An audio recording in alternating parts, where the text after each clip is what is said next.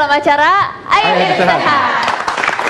Nah, tadi sempat dibahas ya bahwa banyak banget masyarakat yang nggak bisa membedakan antara anemia dan darah rendah.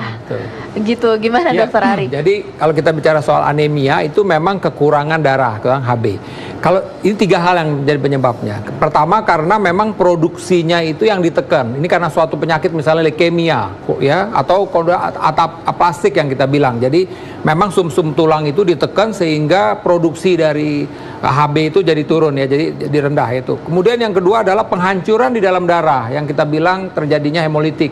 Seperti misalnya pada pasien dengan malaria, saya ambil contoh, itu akan terjadi penghancuran sel-sel darah merah ya.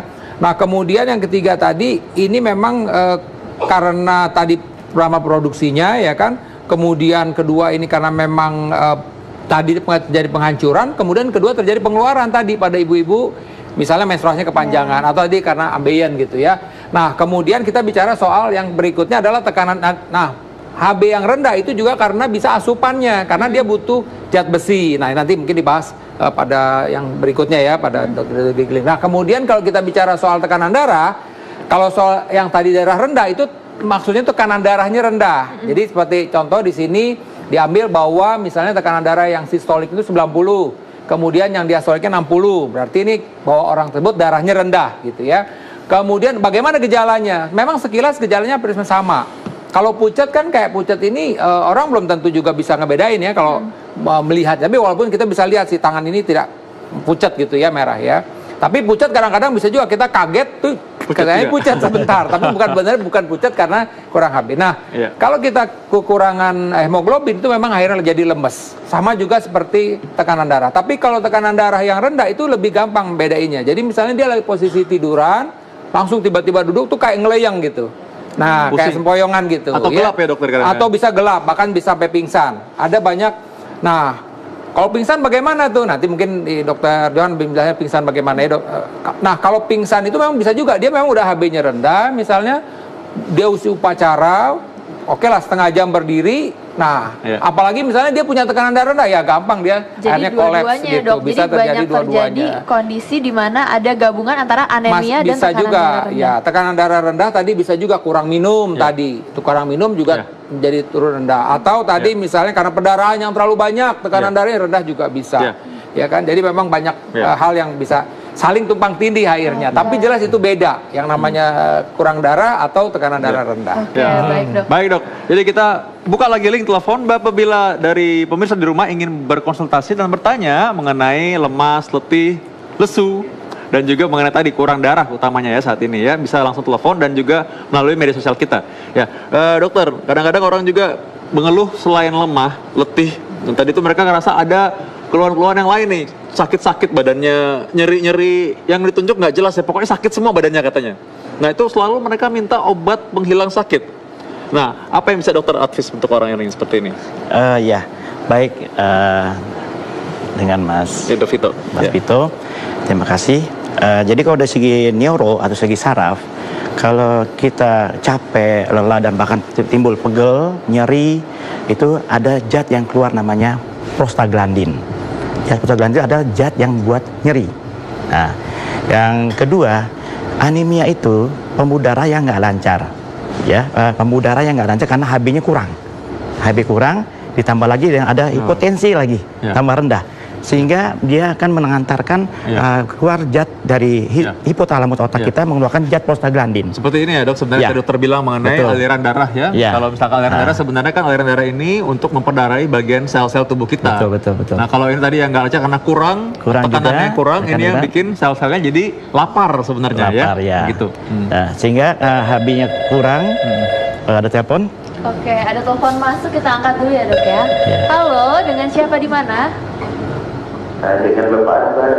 Bapak Akbar dari mana Pak? Saya dari Makassar, Sulawesi Selatan. Oke, baik Pak Akbar, apa yang mau dikonsultasikan? Ini saya kan biasa kerja di depan komputer. Terus saya punya dan itu cepat lelah apabila terlalu lama duduk di kursi. Kadang juga pada saat depan komputer itu terlalu lama, mata jadi sakit, terus kepala juga pusing. Nah, pertanyaan saya, apa yang harus saya lakukan agar aktivitas saya ini tidak dibarengi lagi dengan capek pada saat saya kerja? Oke. Tekanan darah selama ini Bapak ada masalah nggak Pak? Lihat, stop ya. Pak Akbar?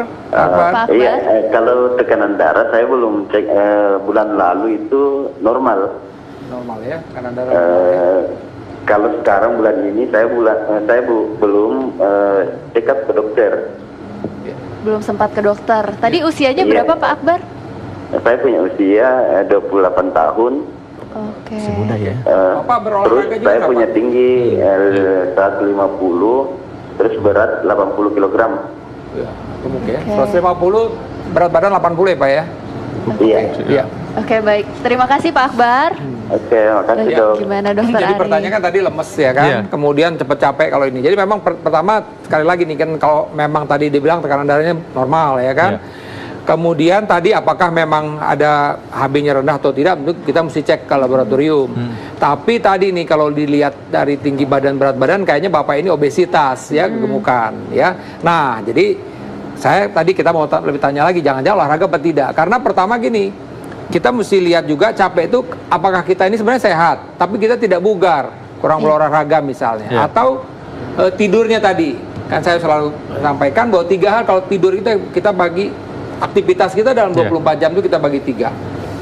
8 jam untuk kerja keras, 8 jam untuk kerja ringan, 6 sampai 8 jam untuk tidur. 6 jam lah rata-rata ya. Iya. Nah, ini kayak tadi nih. Kalau kurang tidur juga bisa jadi lemas. Kemudian pilihan makannya juga mesti diperhatikan. Kalau tinggi karbohidrat itu memang baru makan sendiri udah pasti ngantuk kita. Jadi udah nggak semangat, udah malas. Jadi memang ada hal-hal yang harus diperhatikan. Saya rasa tadi olahraga mesti cukup, kemudian makannya diperhatikan, tidurnya juga mesti cukup gitu. Kalau itu diperhatikan, mudah-mudahan bugar sehingga kita lebih kuat lah, lebih ini. Tapi tetap ada batasnya. Ya ada batasnya kapan kita mesti istirahat, memang mesti istirahat, dipaksa pun kita ya tetap lelah. Nggak bisa diganti ya. Betul. Nah, terkait mengenai olahraga tadi, memang kadang-kadang dok, kita kalau sudah mau niat olahraga itu badan capeknya itu luar biasa. Tadi seperti yang dokter sudah bilang bahwa memang ada saat prostaglandin yang bikin badan rasanya pegal. Iya. Tapi ketika kita olahraga sebenarnya tubuh kita mengeluarkan endorfin. Jadi kita sebenarnya merasa senang dan lebih segar dokter Ari ya. Makanya sebenarnya kalau orang olahraga itu lebih bugar rasanya. Betul. Ya, dokter ya. Nah, tentunya harus dipastikan juga tadi ada di gambar bahwa jantung tadi mengenai tadi dokter Johan sudah terangkan bahwa ini kan dari saluran pembuluh darah, ya aliran sama darah itu sel darah diperdarahi oleh juga tergantung darahnya ya, kelancaran alirannya juga ya dokter ya, dan betul. pompa jantung dan juga mungkin ada masalah ginjal kalau bikin anemia. Bisa juga ya, artinya begini tadi kalau seseorang tadi kan saya bilang mungkin karena produksinya tadi itu misalnya gagal pada pasien dengan gagal ginjal kronik itu memang HB-nya juga rendah. Rendah juga ya. Jadi sekali lagi kalau HB rendah ya saya udah sampaikan tadi mungkin ibu-ibu karena menstruasinya belum tentu juga, jadi tetap mesti dicek apa sih faktornya. Atau tadi gara-gara nggak suka makan sayur, nggak makan buah, misalnya dagingnya ekstrim nggak mau makan daging, akhirnya kekurangan asupan, zat besi, ya akhirnya dia ya otomatis akan anemia jadinya. Oke, gitu. jadi selain olahraga, selain mungkin ada penyakit-penyakit yang harus diketahui, yang paling penting ini adalah asupan gizi ya dok ya. Nanti mungkin kita akan ngebahas lebih detailnya lagi soal asupan gizi bersama udah ada dokter gizinya nanti di sini. Saat lagi jangan kemana-mana, tetap di Ayo Hidup Sehat.